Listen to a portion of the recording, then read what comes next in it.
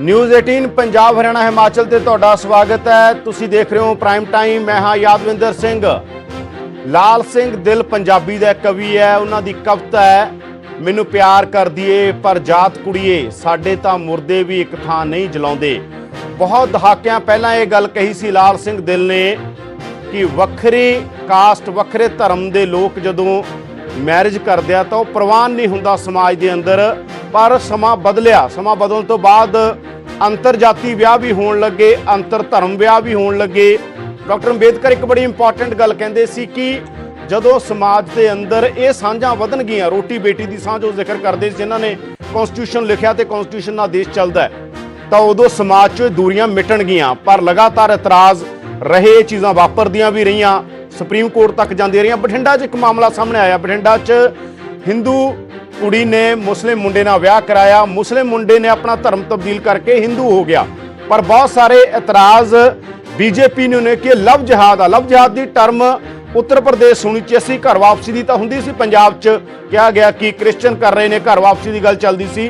बहुत सारे होर सूबे च हुंदी सी। पंजाब च कदे लव जिहाद शब्द नहीं आया सी, लव मैरिज शब्द जरूर सीगा। तो लव मैरिज वो कह रहे लव मैरिज आ, साडा प्यार होया, इश्क होया, असीं विआह कराया, किसी नूं की इतराज़, असीं बालग आ।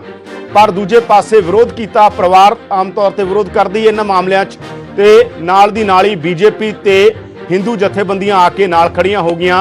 ये कहा भी जाता है दौर ध्रुवीकरण की राजनीति का दौर है। धर्म के आधार पर ध्रुवीकरण होंदा है, जातां के आधार पर ध्रुवीकरण होंदा है। कांग्रेस भी करती रही है, होर पार्टियां भी करदियां रहियां ने, बीजेपी ते भी इल्जाम लगते हैं। तो ये गल की है, कहानी की है, क्यों एक जोड़ा जिहड़ा बालग है जिन्होंने कॉन्स्टिट्यूशन संविधान अधिकार दिंदा कि वह लव मैरिज करावे, अरेंज मैरिज करावे या ना करावे, ये अधिकार उन्होंने इस देश का संविधान दिंदा। तो इतराज़ करने वाले लोगों को की इतराज़ है, कांग्रेस की कह रही है, बीजेपी के लीडर की गिरफ्तारी हो चुकी है। कैप्टन अमरिंदर सिंह नूं बड़े बड़े लोगों ने, अभय कुमार दुबे वर्गे ने ट्वीट किया, जिस तो बाद ये सारी गल सामने आई। इस तो एक रिपोर्ट दिखाने, ये रिपोर्ट देखो। इस रिपोर्ट तो बाद असीं चर्चा शुरू करांगे। साडे नाल बीजेपी के लीडर भी ने, ABVP तो अखिल भारतीय विद्यार्थी परिषद तो आशुतोष, साडे नाल जिहड़े ने कांग्रेस के लीडर रमन सुब्रमण्यम ने, ते साडे नाल प्रोफैसर मनजीत पंजाब यूनिवर्सिटी के सोशियोलॉजी विभाग के मुखी रहे ने, वो साडे नाल होणगे। समझांगे उन्हां तों समाज इस तरह क्यों आ। पर उस तो पहला एक रिपोर्ट देखो कि कहानी की है, उस तो बाद चर्चा शुरू करते हैं।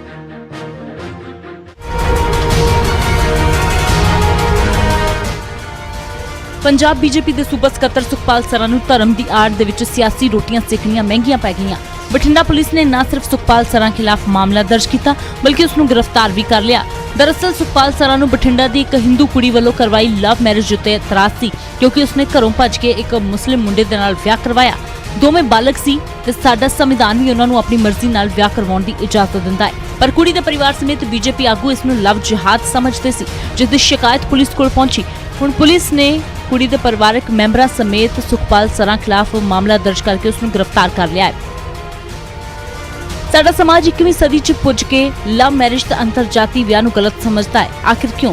पर कुछ सियासी लीडर तां अंतरजाती विआह दी आड़ च सियासी लाहा लैण दी कोशिश भी करते हैं, जिस नूं लव जिहाद दा नाम दिता जाता है। पर बठिंडा दे मामले च सोचण वाली गल यह भी है कि इस मामले च लड़के ने अपना धर्म बदलिया है, कुड़ी ने नहीं। ताकि ये मामले नूं लव जिहाद नाल जोड़िया जाना सही है। बठिंडा तो सूरजपान, न्यूज़ 18। तो रिपोर्ट देखी तुसी। हुणे एक बड़ी खबर आ रही है बठिंडा तो। बीजेपी के सैकटरी सुखपाल सरा के खिलाफ जो मामला दर्ज होया, इनू लैके प्रोटेस्ट होया। ये प्रोटेस्ट किस तरीके नाल होया, क्यों होया, इसका विरोध हिंदू जथेबंदियां ने ते बीजेपी ने किया। असीं तुहानूं खबर दिखाउने आ, जिहड़ा बहुत वड्डा विरोध इस मामले का हो रहा। लव जिहाद का ना बीजेपी नूं दे रही है। बीजेपी के बुलारे साडे नाल, उन्हां तों पुछांगे क्यों दे रहे हैं। SSP का पुतला साड़िया गया, तस्वीरां तुहाडी स्क्रीन ते ने। SSP बठिंडा नानक सिंह का पुतला साड़िया गया बीजेपी के लोगों वालों। उधरों दूजे पासे आ रहा कि लॉकडाउन के नियमों की लंघना हुई है, इन्हां ते परचा दर्ज होएगा, इन्हां ते भी केस दर्ज होएगा। तां बीजेपी के वालों विरोध किया जा रहा। लव जिहाद का नाम दिता जा रहा, लव मैरिज। दूजे पासे दावा है कि लव मैरिज आ ते संविधान इसकी इजाजत दिंदा है। तो क्यों ये सारी चीज़ वापर रही है, किधर नूं चीज़ां जा रही ने, वो तो असीं चर्चा करांगे। कांग्रेस बीजेपी के नुमाइंदे साडे नाल ने, पर उस तो पहला तुहानूं सुणाउने इत्थे प्रोटेस्ट करने वालियां ने की कहा और पुलिस ने की कहा। जो हुण ताजी कांग्रेस सरकार द्वारा FIR जिहाद की शुरुआत की गई है, ਤਾਂ ਸੁਖਪਾਲ ਸਿੰਘ ਸਰਾਂ ਜੋ ਕਿ ਸੈਕਟਰੀ ਨੇ ਬੀਜੇਪੀ ਪੰਜਾਬ ਦੇ, ਉਹਨਾਂ ਦੇ ਖਿਲਾਫ ਇੱਕ ਝੂਠੀ FIR ਨਾਨਕ ਸਿੰਘ SSP ਬਠਿੰਡਾ ਨੇ ਮੌਜੂਦਾ ਪੰਜਾਬ ਦੀ ਕਾਂਗਰਸ ਸਰਕਾਰ ਦੇ ਦਬਾਅ ਹੇਠ ਆ ਕੇ ਇੱਕ 120 ਦੇ ਤਹਿਤ 452 ਦੇ ਤਹਿਤ ਤੇ ਹੋਰ ਕਈ ਧਾਰਾਵਾਂ ਲਾ ਕੇ ਉਹਨਾਂ ਤੇ ਪਰਚਾ ਕਰ ਦਿੱਤਾ ਹੈ, ਜੋ ਕਿ ਗੈਰ ਕਾਨੂੰਨੀ ਹੈ। ਸੁਖਪਾਲ ਸਿੰਘ ਸਰਾਂ ਉੱਥੇ ਨਾ ਮੌਜੂਦ ਸੀਗੇ, ਨਾ ਹੀ ਸੁਖਪਾਲ ਸਿੰਘ ਸਰਾਂ ਨੇ ਕੋਈ ਇਹੋ ਜਿਹਾ ਕੰਮ ਕਿਹਾ। ਉਹਨਾਂ ਦੇ ਕੁੜੀ ਦੇ ਮਾਪਿਆਂ ਨੂੰ ਵੀ ਜਾ ਕੇ ਕੋਈ ਤੁਸੀਂ ਮੁੰਡੇ ਤੇ ਕੋਈ ਹਮਲਾ ਕਰੋ, ਸਗੋਂ ਕੁੜੀ ਦੇ ਮਾਪੇ ਮੁੰਡੇ ਦੇ ਘਰ ਗਏ ਸੀ, ਮੁੰਡੇ ਵਾਲਿਆਂ ਨੇ ਹਮਲਾ ਕਰ ਦਿੱਤਾ, ਉਹਨਾਂ ਤੇ ਪੱਥਰ ਵੀ ਚਲਾਏ, ਉਹ ਆਪਦੀ ਜਾਨ ਬਚਾ ਕੇ ਉੱਥੋਂ ਭੱਜੇ ਨੇ। ਅੱਛਾ, ਇਸ ਮਾਮਲੇ ਨੂੰ ਲਵ ਜਿਹਾਦ ਨਾਲ ਕਿਵੇਂ ਜੋੜੋ? ਲਵ ਜਿਹਾਦ ਦੀ ਪਰਿਭਾਸ਼ਾ ਕੀ ਹੈ ਉਹ ਦੱਸੋ ਪਹਿਲਾਂ। ਲਵ ਜਿਹਾਦ ਦੀ ਪਰਿਭਾਸ਼ਾ ਇਹ ਹੈ ਜੀ ਵੀ ਹਿੰਦੂ ਨਾਂ ਰੱਖ ਕੇ ਹਿੰਦੂਆਂ ਦੀਆਂ ਕੁੜੀਆਂ ਨੂੰ ਮੁਸਲਮਾਨ ਆਪਣੇ ਪ੍ਰੇਮ ਜਾਲ 'ਚ ਫਸਾ ਕੇ ਲੈ ਜਾਂਦੇ ਹਨ, ਮੁੜ ਕੇ ਉਹਨਾਂ ਨੂੰ ਅੱਗੇ ਵੇਚ ਦਿੰਦੇ ਹਨ, 3 ਵਾਰ ਤਲਾਕ ਤਲਾਕ ਤਲਾਕ ਕਹਿ ਕੇ ਉਹਨਾਂ ਨੂੰ ਤਲਾਕ ਦੇ ਦਿੰਦੇ ਹਨ, ਉਹਨਾਂ ਕੁੜੀਆਂ ਦਾ ਜੀਵਨ ਨਸ਼ਟ ਕਰ ਦਿੰਦੇ ਹਨ ਤੇ ਉਹ ਕੁੜੀਆਂ ਨੂੰ ਬਾਲੇ ਗਲਤ ਸਮਾਜਿਕ ਤੌਰ ਤੇ ਜਿਹੜੇ ਗਲਤ ਕੰਮ ਆ ਉਹਨਾਂ ਦੇ ਵਿੱਚ ਵੀ ਪਾ ਦਿੰਦੇ। ਕਨਾਲ ਕਲੋਨੀ ਥਾਣੇ ਦੇ ਵਿੱਚ ਇੱਕ ਇਹਨਾਂ ਦੇ ਖਿਲਾਫ ਕੇਸ ਰਜਿਸਟਰ ਹੋ ਗਿਆ 452 ਦਾ। ਉਹਦੇ ਵਿੱਚ ਜਿਹੜੇ ਸੁਖਪਾਲ ਸਰਾਂ ਦੀ ਅਰੈਸਟ ਪੈ ਗਈ ਹੈਗੀ। ਇਹਨਾਂ ਨੂੰ ਮੈਂ ਹੁਣ ਇੱਥੇ ਕੀ ਕਹਿ ਸਕਾਂ, ਇਹ ਆਪਦੇ ਆਪ ਨੂੰ ਬੜਾ ਪੜ੍ਹਿਆ ਲਿਖਿਆ ਕਹਿੰਦੇ ਆ, ਪਰ ਇਹਨਾਂ ਨੂੰ ਲਵ ਜਿਹਾਦ ਦੇ ਮੀਨਿੰਗ ਦਾ ਹੀ ਨਹੀਂ ਪਤਾ ਵੀ ਲਵ ਜਿਹਾਦ ਹੁੰਦਾ ਕੀ ਹੈ। ਇਹ ਬੇਫਾਲਤੂ ਦਾ ਕੰਮ ਕਰ ਰਿਹਾ, ਬਿਨਾਂ ਗੱਲ ਤੋਂ ਸਮਾਜ ਦੇ ਵਿੱਚ ਇਹ ਇੱਕ ਪ੍ਰੋਬਲਮ ਕ੍ਰੀਏਟ ਕਰ ਰਹੇ ਨੇ, ਜਦੋਂ ਕਿ ਸਹੀ ਲੋਕ ਨਹੀਂ। ਕੀ ਹੋਇਆ ਕੱਲ ਮਾਮਲਾ ਦਰਜ ਹੋਇਆ ਜੀ? ਮਾਮਲਾ ਦਰਜ ਹੋ ਗਿਆ। ਉਹ ਮੁਸਲਿਮ ਸੀਗਾ ਮੁੰਡਾ, ਉਹ ਕੁੜੀ ਨੇ ਵਿਆਹ ਕਰਵਾ ਲਿਆ, ਉਹਨੇ ਆਪਦਾ ਜਿਹੜਾ ਧਰਮ ਹੈ ਉਹ ਪਰਿਵਰਤਨ ਕੀਤਾ। ਉਹਦੇ ਵਿੱਚ ਮੇਰੇ ਕੋਲੇ ਦਰਖਾਸਤ ਵੀ ਦਿੱਤੀ ਹੈ, ਦਰਖਾਸਤ ਦੀ ਵੈਰੀਫਿਕੇਸ਼ਨ ਹੋਊਗੀ, ਬਿਲਕੁਲ ਕਰਾਂਗੇ। ਪਰ ਜੋ ਜਿਸ ਤਰ੍ਹਾਂ ਇਹ ਕਰ ਰਹੇ ਨੇ, ਕਾਨੂੰਨ ਨੂੰ ਤੋੜ ਰਹੇ ਨੇ, ਇੱਥੇ ਹੁਣ ਲਾਕਡਾਊਨ ਚੱਲਦਾ ਹੈਗਾ, ਇਕੱਠੇ ਉਹਨਾਂ ਦੇ ਖਿਲਾਫ ਕਾਨੂੰਨੀ ਕਾਰਵਾਈ। ਤਾਂ ਚਰਚਾ ਸ਼ੁਰੂ ਕਰਦੇ ਹਾਂ। ਸਾਡੇ ਨਾਲ ਬੀਜੇਪੀ ਤੋਂ ਨੇ ਆਸ਼ੂ ਸਾਡੇ ਨਾਲ ਨੇ, ਕਾਂਗਰਸ ਪਾਰਟੀ ਤੋਂ ਰਮਨ ਬਾਲਾ ਸੁਬਰਾਮਨੀਅਮ, ਤੇ ਸਾਡੇ ਨਾਲ ਪ੍ਰੋਫੈਸਰ ਮਨਜੀਤ ਸੋਸ਼ੀਓਲੋਜੀ ਦੇ ਪ੍ਰੋਫੈਸਰ ਨੇ, ਉਹ ਸਾਡੇ ਨਾਲ ਹੋਣਗੇ। ਗੱਲਬਾਤ ਸ਼ੁਰੂ ਕਰਦੇ ਹਾਂ। ਆਸ਼ੂ ਜੀ, ਤੁਹਾਡਾ ਇਤਰਾਜ਼ ਕੀ ਹੈਗਾ? ਕਿਉਂ ਤੁਹਾਨੂੰ ਇਹ ਇਤਰਾਜ਼ ਹੈ? ਇਸ ਦੇਸ਼ ਦਾ ਸੰਵਿਧਾਨ ਇੰਪੋਰਟੈਂਟ ਹੈ ਜਾਂ ਕਿਸੇ ਇੱਕ ਵਿਅਕਤੀ ਦੀ, ਕਿਸੇ ਇੱਕ ਪਾਰਟੀ ਦੀ, ਕਿਸੇ ਇੱਕ ਵਿਚਾਰਧਾਰਾ ਦੀ ਸਮਝ ਇੰਪੋਰਟੈਂਟ ਹੈ? ਯਾਦਵਿੰਦਰ ਜੀ, ਸਭ ਤੋਂ ਪਹਿਲਾਂ ਅਸੀਂ ਸਭ ਲੋਕ ਸੰਵਿਧਾਨ ਨੂੰ ਬਹੁਤ ਜ਼ਿਆਦਾ ਰਿਸਪੈਕਟ ਕਰਦੇ ਹਾਂ, ਸਾਡੀ ਸੰਵਿਧਾਨ ਦੇ ਵਿੱਚ ਪੂਰਨ ਸ਼ਰਧਾ ਹੈ। ਪਰ ਜੋ ਇਹ ਮਾਮਲਾ ਲਵ ਜਿਹਾਦ ਦਾ ਸਾਡੇ ਸਾਹਮਣੇ ਆਇਆ, ਉਹ ਲੜਕਾ ਜਿਸ ਨੇ ਲੜਕੀ ਦੇ ਨਾਲ ਵਿਆਹ ਕਰਾਇਆ, ਉਸਨੇ ਆਪਦਾ ਨਾਮ ਉਸ ਨੂੰ ਦੀਪਕ ਦੱਸਿਆ। ਉਸ ਤੋਂ ਬਾਅਦ ਜਦੋਂ ਤੱਕ ਉਹ ਸਾਲ ਸਵਾ ਸਾਲ ਉਹਦੇ ਨਾਲ ਆਪਸ ਦੇ ਵਿੱਚ ਰਿਲੇਸ਼ਨ ਦੇ ਵਿੱਚ ਰਹੇ, ਉਸ ਲੜਕੀ ਤੱਕ ਨੂੰ ਪਤਾ ਤੱਕ ਨਹੀਂ ਸੀ ਕਿ ਉਹ ਮੁਸਲਿਮ ਹੈ। ਉਹ ਸ਼ਾਦੀ ਕਰਾਉਣ ਤੋਂ ਪਹਿਲਾਂ ਜਦੋਂ ਉਹਨਾਂ ਦਾ ਆਪਸੀ ਤਕਰਾਰ ਸ਼ੁਰੂ ਹੋਇਆ, ਪਰਿਵਾਰਾਂ ਦੇ ਵਿੱਚ ਪਹੁੰਚਿਆ, ਲੜਕੀ ਨੇ ਆਪਦੇ ਘਰੇ ਗੱਲ ਕੀਤੀ। ਜਦੋਂ ਪਤਾ ਇਨਵੈਸਟੀਗੇਸ਼ਨ ਕੀਤੀ ਲੜਕੀ ਦੇ ਘਰਦਿਆਂ ਨੇ, ਉਦੋਂ ਉਹਨਾਂ ਦੇ ਸਾਹਮਣੇ ਆਇਆ ਕਿ ਲੜਕੇ ਦਾ ਨਾਮ ਦੀਪਕ ਖਾਨ ਹੈ, ਨਾ ਕਿ ਦੀਪਕ ਕੁਮਾਰ। ਇਸ ਦੇ ਵਿੱਚ ਮਨਸ਼ਾ ਵੱਲ ਨੂੰ ਸਾਹਮਣੇ ਜ਼ਾਹਿਰ ਹੁੰਦੀ ਹੈ ਕਿ ਬਹਿਲਾ ਫੁਸਲਾ ਕੇ ਲੜਕੀ ਨੂੰ ਉਹ ਲੈ ਕੇ ਜਾਣ ਦੀ ਗੱਲ ਕੀਤੀ। ਦੂਜੀ ਗੱਲ, ਜਿਸ ਟਾਈਮ ਹਿੰਦੂ ਧਰਮ ਨੂੰ ਅਪਣਾਉਣ ਦੀ ਗੱਲ ਉਸ ਲੜਕੇ ਨੇ ਕਹੀ, ਸਾਡੇ 16 ਸੰਸਕਾਰ ਹੈ ਯਾਦਵਿੰਦਰ ਜੀ ਹਿੰਦੂ ਧਰਮ ਦੇ ਵਿੱਚ। ਉਸ ਦੇ ਵਿੱਚ ਚਾਹੇ ਉਹ ਕਰੇ ਹਵਨ ਯੱਗ ਕਰਨਾ ਹੋਵੇ, ਚਾਹੇ ਯੱਗਿਓ ਪਵੀਤ ਧਾਰਨ ਕਰਨਾ ਹੋਵੇ, ਉਸ ਤੋਂ ਬਾਅਦ ਕਿਤੇ ਜਾ ਕੇ ਹਰ ਕੀ ਪੌੜੀ ਗੰਗਾ ਦਾ ਇਸ਼ਨਾਨ ਕਰਨ ਤੋਂ ਬਾਅਦ ਗੰਗਾ ਦਾ ਇਸ਼ਨਾਨ ਕਰਨ ਤੋਂ ਬਾਅਦ ਚ ਹੋਣਾ। ਕੋਈ ਗੱਲ ਨਹੀਂ, ਆਪਣੇ ਕੋਲ 1 ਘੰਟਾ ਸਾਰੀ ਡਿਬੇਟ ਕਰਨ ਨੂੰ। ਮੇਰੇ ਪਹਿਲਾਂ ਥੋੜੇ ਜਿਹੇ ਸਵਾਲਾਂ ਦੇ ਜਵਾਬ ਆਪਾਂ ਕਲੀਅਰ ਕਰਦੇ ਜਾਈਏ। ਸਵਾਲ ਇਹ ਹੈਗਾ ਕਿ ਜਿਹੜੀ ਉਹ ਕੁੜੀ ਹੈ ਉਹ ਬਾਲਗ ਹੈ। ਕਨਸਟੀਟਿਊਸ਼ਨ ਤੁਸੀਂ ਕਹਿੰਦੇ ਹੋ ਅਸੀਂ ਸੰਵਿਧਾਨ ਨੂੰ ਮੰਨਣ ਵਾਲੇ ਆ। ਸੰਵਿਧਾਨ ਇਹ ਕਹਿੰਦਾ ਇਸ ਦੇਸ਼ ਦਾ ਜੇ ਕੋਈ ਬਾਲਗ ਹੈ, ਬਾਲਗ ਨੂੰ ਲੱਗਦਾਗਾ ਕਿ ਮੈਂ ਆਪਣੀ ਜ਼ਿੰਦਗੀ ਮੰਨ ਲਓ ਤੈਅ ਕਰ ਰਹੀ ਹੈ ਕੁੜੀ, ਜਿਵੇਂ ਤੁਸੀਂ ਕਹਿ ਰਹੇ ਹੋ, ਉਹ ਕੁੜੀ ਕੋਲ ਵੀ ਤਾਂ ਸਮਝ ਹੋਊਗੀ ਨਾ ਕੋਈ। ਉਹ ਕਹਿ ਸਕਦੀ ਹੈ ਕਿ ਮੈਨੂੰ ਜੀ ਲਵ ਜਿਹਾਦ ਕਰ ਲਿਆ, ਮੇਰੇ ਨਾਲ ਗੜਬੜ ਕਰਤੀ।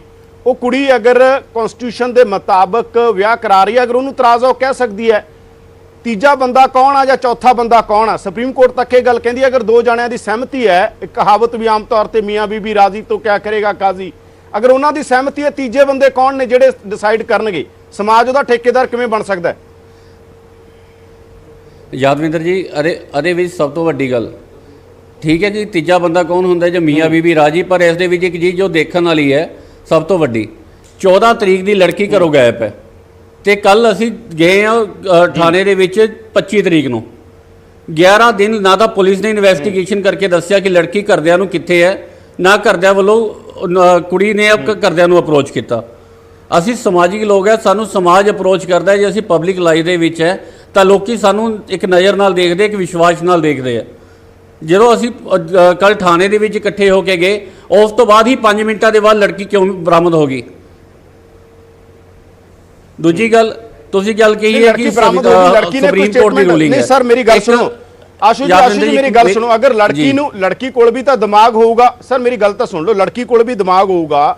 ਅਗਰ ਲੜਕੀ ਨੂੰ ਇਤਰਾਜ਼ ਹੋਊਗਾ, ਲੜਕੀ ਨੂੰ ਅਗਰ ਇਤਰਾਜ਼ ਆ, ਲੜਕੀ ਕੋਲ ਵੀ ਦਿਮਾਗ ਹੋਊਗਾ ਨਾ, ਉਹ ਵੀ ਪੜ੍ਹੀ ਲਿਖੀ ਹੈ, ਸਮਝਦਾਰ ਹੈ, ਬਾਲਗ ਹੈ, ਉਹਨੂੰ ਵੀ ਤਾਂ ਪਤਾ ਹੋਊ। ਅਗਰ ਉਹਨੂੰ ਇੰਨਾ ਵੱਡਾ ਇਤਰਾਜ਼ ਲੱਗਦਾ ਹੋਊ ਤੇ ਉਹ ਕਹਿ ਦੂਗੀ ਆ ਕੇ, ਅੱਜ ਨਹੀਂ ਤੇ ਕੱਲ ਕਹਿ ਦੂ। ਕੋਈ ਚੀਜ਼ ਕਿੰਨੀ ਕੁ ਦਬਾ ਕੇ ਰੱਖੀ ਜਾ ਸਕਦੀ ਹੈ? ਅਗਰ ਉਹ ਲੱਗਦਾ ਹੋਇਆ ਉਹਨੂੰ ਕਿ ਮੇਰੇ ਨਾਲ ਧੋਖਾ ਹੋਇਆ, ਮੇਰੇ ਨਾਲ ਇੱਕ ਮੁੰਡੇ ਨੇ ਹਿੰਦੂ ਕਹਿ ਕੇ ਮੁਸਲਮਾਨ ਕਰਕੇ ਵਿਆਹ ਕਰਾ ਲਿਆ, ਧਾਰਮਿਕ ਤੌਰ ਤੇ ਧੋਖਾ ਹੋ ਗਿਆ, ਭਾਵਨਾਵਾਂ ਦਾ ਕੁਝ ਵੀ ਆ ਕੇ ਕਹਿ ਦੂ। ਯਾਦਵਿੰਦਰ ਜੀ, ਪਿਛਲੇ ਦਿਨੀ ਦੀ ਮੈਂ ਤੁਹਾਨੂੰ ਥੋੜਾ ਪਿਛਲਾ ਇਤਿਹਾਸ ਵੀ ਦੱਸਦਾ। ਜਿਸ ਤਰੀਕੇ ਨਾਲ ਉੱਤਰ ਪ੍ਰਦੇਸ਼ ਦੇ ਵਿੱਚ, ਬਿਹਾਰ ਦੇ ਵਿੱਚ, ਬੰਗਾਲ ਦੇ ਵਿੱਚ ਲੜਕੀਆਂ ਨੂੰ ਬਹਿਲਾ ਫਿਸਲਾ ਕੇ ਹਿੰਦੂ ਨਾਮ ਰੱਖ ਕੇ ਮੁਸਲਿਮ ਲੜਕੀਆਂ ਨੇ ਵਿਆਹ ਕਰਾਇਆ। ਉਸ ਤੋਂ ਬਾਅਦ ਜਦੋਂ ਉਹ 2-2 ਬੱਚਿਆਂ ਦੀ ਮਾਵਾਂ ਬਣ ਗਈਆਂ, ਉਹਨਾਂ ਨੂੰ ਤਲਾਕ ਦਿੱਤਾ ਗਿਆ। ਠੀਕ ਹੈ, ਅਸੀਂ ਇੱਕ ਸਮਾਜਿਕ ਜ਼ਿੰਮੇਵਾਰੀ ਲੈਣ ਦੇ ਨਾਤੇ, ਕਿਉਂਕਿ ਅਸੀਂ ਸਮਾਜ ਦੇ ਵਿੱਚ ਵਿਚਰਦੇ ਹਾਂ, ਅਸੀਂ ਅਵੇਅਰਨੈਸ ਦਾ ਕੰਮ ਵੀ ਕਰਦੇ ਹਾਂ। ਇਹਦੇ ਨਾਲ ਮਸਲਾ ਹੈ ਕਿ ਕਿਸੇ ਹੋਰ ਘਟਨਾ ਨੂੰ ਇਸ ਰੈਫਰੈਂਸ ਨਾਲ ਜੋੜਨਾ। ਹਰ ਘਟਨਾ ਦਾ ਇੱਕ ਆਪਣਾ ਰੈਫਰੈਂਸ ਹੁੰਦਾ ਹੈ ਆਸ਼ੂ ਜੀ, ਹਰ ਘਟਨਾ ਦਾ ਇੱਕ ਆਪਣਾ ਰੈਫਰੈਂਸ ਹੁੰਦਾ ਹੈ।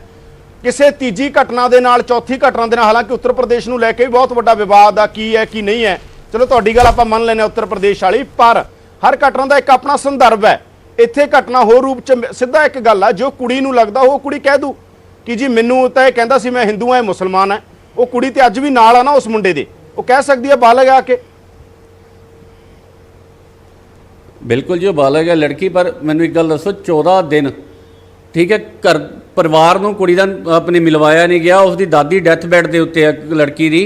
ਠੀਕ ਹੈ, ਜਦੋਂ ਇੱਕ ਬੀਜੇਪੀ ਦਾ ਵਫਦ, ਇੱਕ ਹਿੰਦੂ ਸੰਗਠਨਾਂ ਦਾ ਵਫਦ ਇਕੱਠਾ ਹੋ ਕੇ ਥਾਣੇ ਦੇ ਵਿੱਚ ਜਾਂਦਾ ਹੈ, ਉਹਨਾਂ ਨੂੰ SHO ਸਾਹਿਬ ਨੂੰ ਮਿਲਦਾ ਹੈ, 5 ਮਿੰਟਾਂ ਬਾਅਦ ਉਹ ਕੁੜੀ ਬਰਾਮਦ ਹੋ ਜਾਂਦੀ ਹੈ। ਪਤਾ ਚੱਲਦਾ ਹੈ ਕਿ ਕੁੜੀ ਲੜਕੇ ਦੇ ਘਰੇ ਹੀ ਬੈਠੀ ਹੈ। ਉਹ ਮਨਸ਼ਾ ਕੀ ਹੈ? ਦੂਜੀ ਗੱਲ, 2 ਸਾਲ 1.5 ਸਾਲ ਜਿੰਨੀ ਦੇਰ ਵੀ ਉਹ ਲੜਕਾ ਉਸ ਲੜਕੀ ਦੇ ਨਾਲ ਫੋਨ ਤੇ ਗੱਲ ਕਰਦਾ ਰਿਹਾ ਜਾਂ ਮਿਲਦਾ ਰਿਹਾ, ਉਹ ਉਸ ਨੂੰ ਦੀਪਕ ਕੁਮਾਰ ਕਹਿ ਕੇ ਆਪਦਾ ਨਾਮ ਸੰਬੋਧਿਤ ਕਰਦਾ ਰਿਹਾ, ਆਪਦਾ ਨਾਮ ਦੱਸਦਾ ਰਿਹਾ। ਠੀਕ ਹੈ, ਅਸਲ ਦੇ ਵਿੱਚ ਉਹਦਾ ਨਾਮ ਸੀ ਦੀਪਕ ਖਾਨ। ਉਹਦੇ ਵਿੱਚ ਉਹਦੀ ਮਨਸ਼ਾ ਕੀ ਸੀ? ਪਰ ਉਹੀ ਗੱਲ ਹੈ ਨਾ, ਇੱਕ ਗੱਲ ਇਹ ਵੀ ਹੈਗੀ, ਮੈਂ ਹੋਰਾਂ ਨੂੰ ਵੀ ਸ਼ਾਮਲ ਕਰ ਲਾਂ, ਤੁਹਾਡੀ ਗੱਲ ਵੀ ਆਉਂਦੀ ਰਹੂ ਅਸ਼ਤੋਸ਼ ਜੀ, ਆਪਣੀ ਡਿਬੇਟ ਲੰਬੀ ਚੱਲਣੀ ਹੈ, ਕੋਈ ਗੱਲ ਨਹੀਂ, ਤੁਸੀਂ ਹਰ ਗੱਲ ਆਪਣੀ ਰੱਖਿਓ ਪ੍ਰੋਪਰ ਰੂਪ 'ਚ।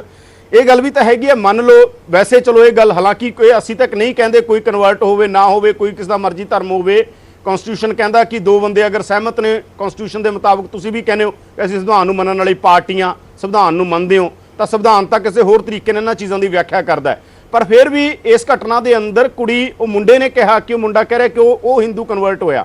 ਉਹਨੇ ਕਿਹਾ, ਉਹ ਅਗਲੀ ਡਿਬੇਟ ਆ ਜਿਹੜੀ ਤੁਸੀਂ ਕਹਿ ਰਹੇ ਹੋ ਕਿ ਕਿੰਨੇ ਉਹਦੇ ਕਾਰਜ ਨੇ, ਕਿੰਨੇ ਉਹ ਨੇ, ਕਿੰਨੇ ਵਿਧੀ ਆ, ਕਿੰਨੇ ਵਿਧਾਨ ਨੇ। ਪਰ ਸਭ ਤੋਂ ਵੱਡੀ ਗੱਲ ਤਾਂ ਕਨਸਟੀਟਿਊਸ਼ਨ ਆ। ਮੈਂ ਚੱਲਦਾ ਬੁਲਾਰੇ ਕਾਂਗਰਸ ਦੇ ਸਾਡੇ ਨਾਲ ਨੇ ਰਮਨ ਸੁਬਰਾਮਨੀਅਮ। ਰਮਨ ਜੀ, ਤੁਸੀਂ ਤੇ ਹਿੰਦੂਆਂ 'ਚ ਵੀ ਜਿਹੜੀ ਇਹ ਗੱਲ ਜਤਾ ਰਹੇ ਨੇ, ਰਮਨ ਬਾਲਾ ਸੁਬਰਾਮਨੀਅਮ, ਅੱਜ ਮੈਂ ਵੈਸੇ ਕਹਿ ਦਿੰਦਾ, ਤੁਸੀਂ ਤੇ ਉਸ ਕਾਸਟ 'ਚ ਵੀ ਜਿਹੜੇ ਮੰਨੇ ਜਾਂਦੇ ਨੇ ਸੋ ਕਾਲਡ ਕਿ ਸਭ ਤੋਂ ਉੱਚ ਬ੍ਰਾਹਮਣ, ਮੈਂ ਕਹਾਂ ਕਿ ਉਹ ਮੰਨੇ ਜਾਂਦੇ ਨੇ।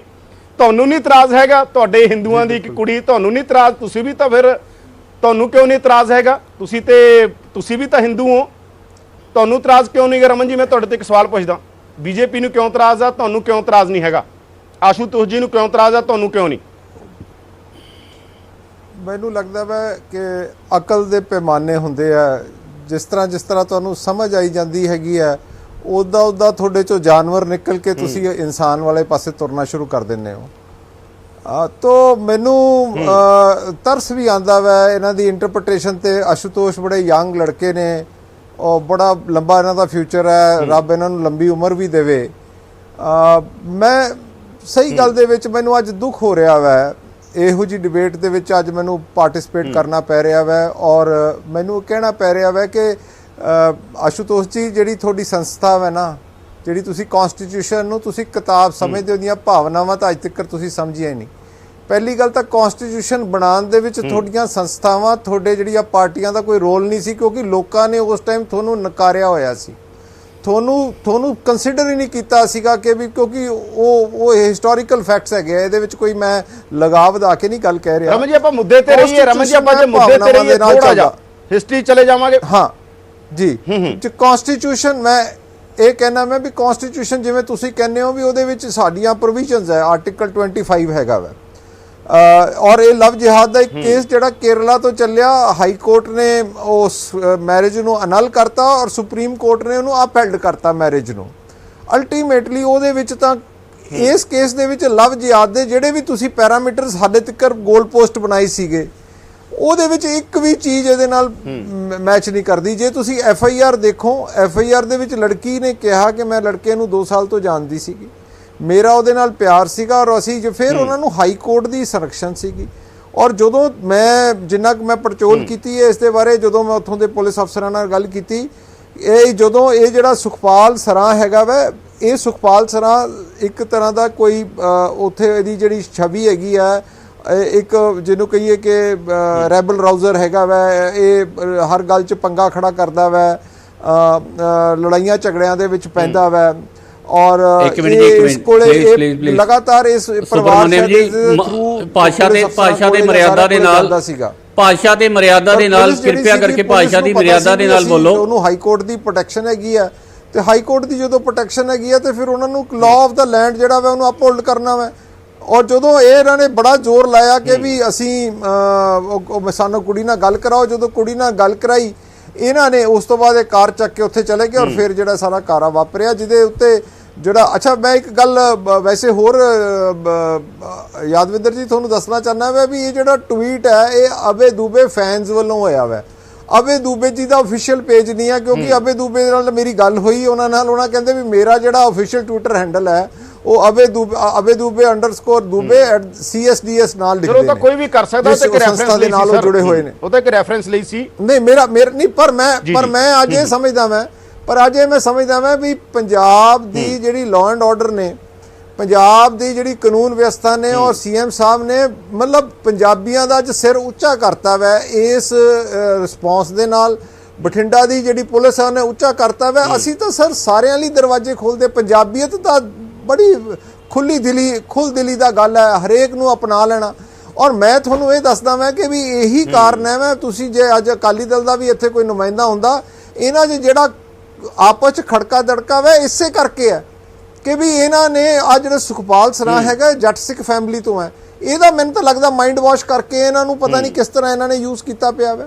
ਮੇਰੀ ਬੇਨਤੀ ਤੁਹਾਨੂੰ ਇਹ ਵੈ ਕਿ ਵੀ ਇਹ ਜਿਹੜੀਆਂ ਚੀਜ਼ਾਂ ਵੈ, ਜਦੋਂ ਜਿਵੇਂ ਤੁਸੀਂ ਕਿਹਾ ਵੀ ਮੁੰਡਾ ਕੁੜੀ ਰਾਜੀ ਕਿਆ ਕਰੇਗਾ ਕਾਜ਼ੀ, ਉਹ ਵਾਲੀ ਗੱਲ ਤੇ ਹੋਣਾ ਸੀਗਾ ਕਿ ਵੀ ਜਦੋਂ ਲਾਅ ਆਫ ਦਾ ਲੈਂਡ ਨੇ ਉਹਨੂੰ ਪਰਮਿਸ਼ਨ ਦੇ ਦਿੱਤੀ, ਜਦੋਂ ਲਾਅ ਆਫ ਦਾ ਲੈਂਡ ਨੇ ਕਹਿ ਦਿੱਤਾ ਸਾਰਾ ਕੁਝ, ਤੇ ਉਸ ਤੋਂ ਬਾਅਦ ਤਾਂ ਤੁਹਾਨੂੰ ਫਿਰ ਕਿੰਤੂ ਪਰੰਤੂ ਕਰਨ ਦੀ ਲੋੜ ਨਹੀਂ ਸੀਗੀ। ਫਿਰ ਤੁਹਾਨੂੰ ਸਮਝ ਲੈਣਾ ਚਾਹੀਦਾ ਸੀ ਇਹਨਾਂ ਦੇ ਆਪਣੇ BJP ਦੇ ਕਿੰਨੇ ਲੀਡਰ ਨੇ ਜਿਨ੍ਹਾਂ ਨੇ ਹਿੰਦੂ ਜਿਹੜੇ ਮੁਸਲਮਾਨ ਨੇ ਔਰ ਹਿੰਦੂ ਫੈਮਿਲੀਜ਼ ਦੇ ਨਾਲ ਉਹਨਾਂ ਨੇ ਵਿਆਹ ਕੀਤੇ ਹੋਏ। ਪ੍ਰੋਫੈਸਰ ਮਨਜੀਤ ਹੋਰਾਂ ਕੋਲ ਚੱਲਦਾ। ਪ੍ਰੋਫੈਸਰ ਮਨਜੀਤ ਜੀ, ਤੁਹਾਨੂੰ ਕੀ ਲੱਗ ਰਿਹਾ ਘਟਨਾ ਨੂੰ ਕਿਵੇਂ ਦੇਖ ਰਹੇ ਹੋ?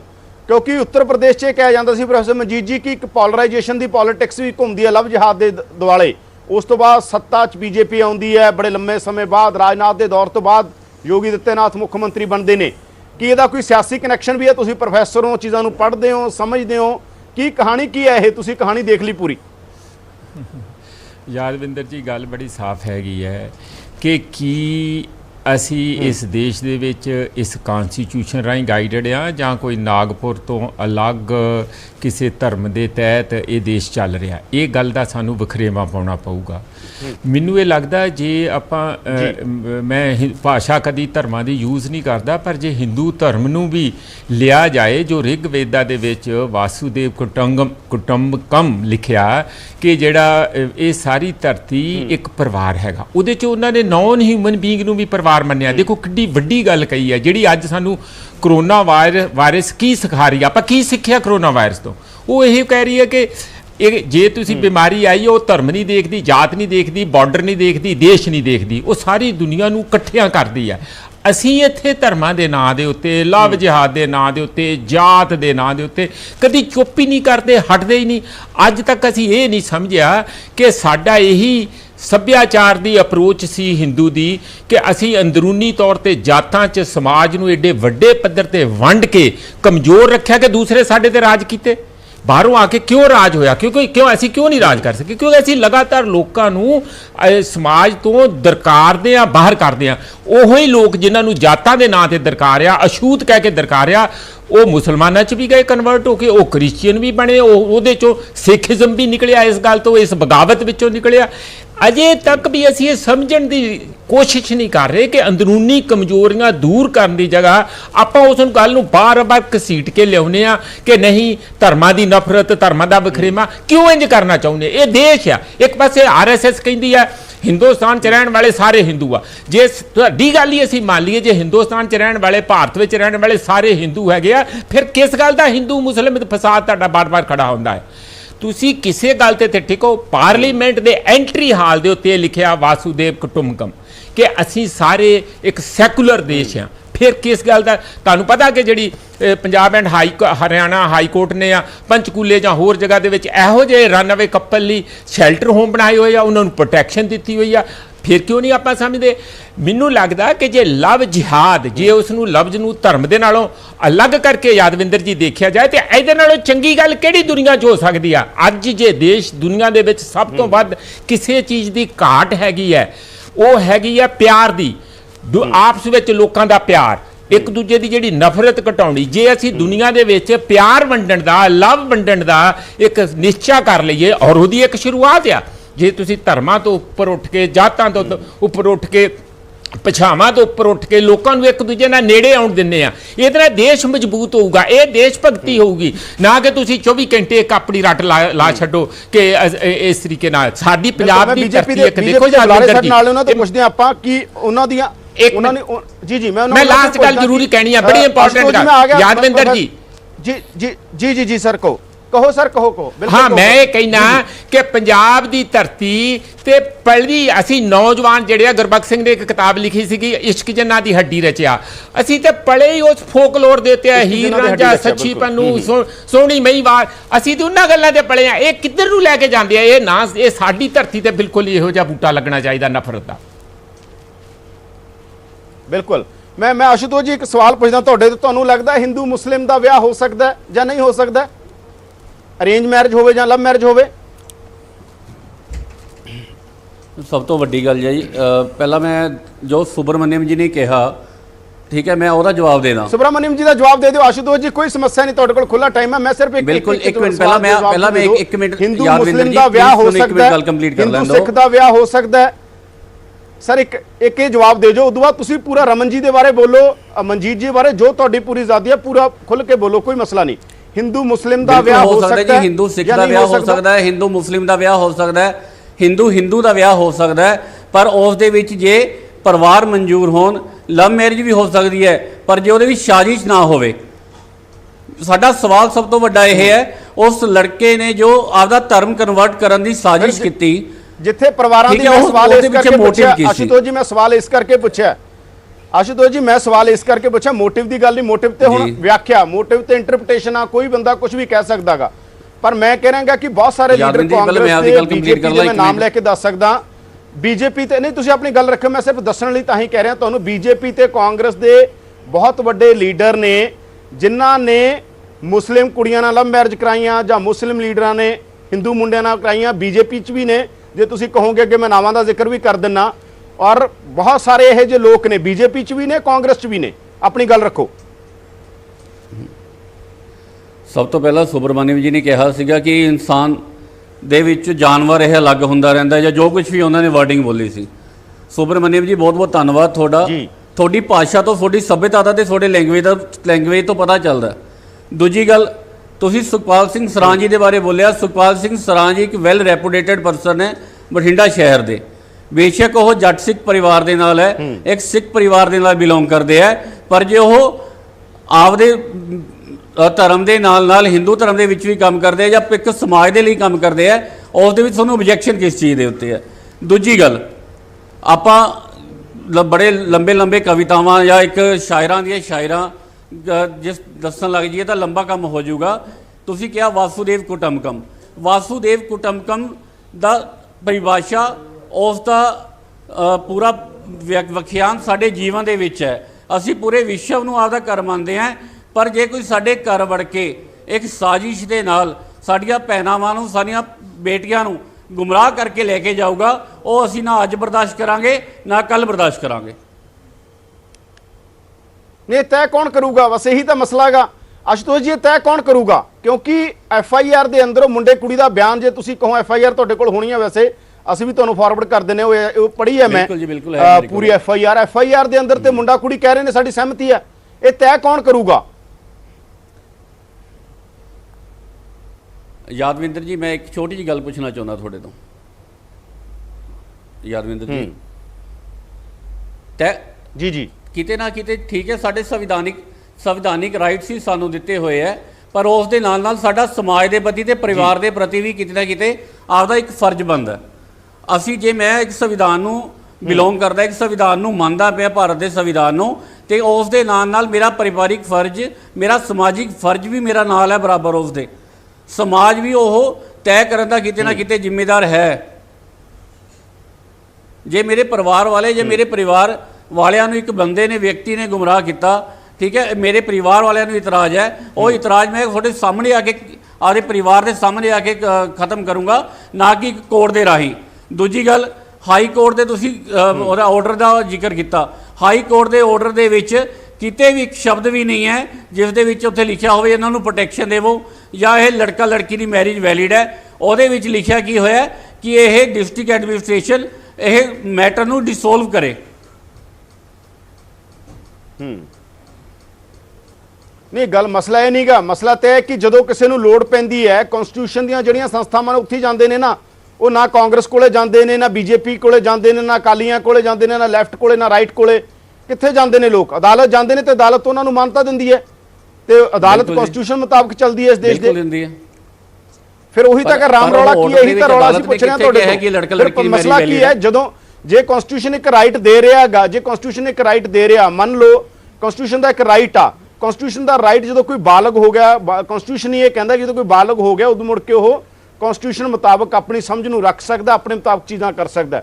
ਫਿਰ ਕਨਸਟੀਟਿਊਸ਼ਨ ਦਾ ਮਤਲਬ ਕੀ ਹੈ? ਜੇ ਚੀਜ਼ਾਂ ਭਾਵਨਾਵਾਂ ਨਾਲ ਚੱਲਣੀਆਂ ਨੇ, ਤੁਹਾਡੀਆਂ ਭਾਵਨਾਵਾਂ ਨਾਲ, ਮੇਰੀਆਂ ਭਾਵਨਾਵਾਂ ਨਾਲ, ਪ੍ਰੋਫੈਸਰ ਮਨਜੀਤ ਜੀ ਨਾਲ ਜਾਂ ਬਾਲਾ ਸੁਬਰਾਮਨਿਅਮ ਜੀ ਨਾਲ। ਆਰਡਰ ਵੀ ਹੈ,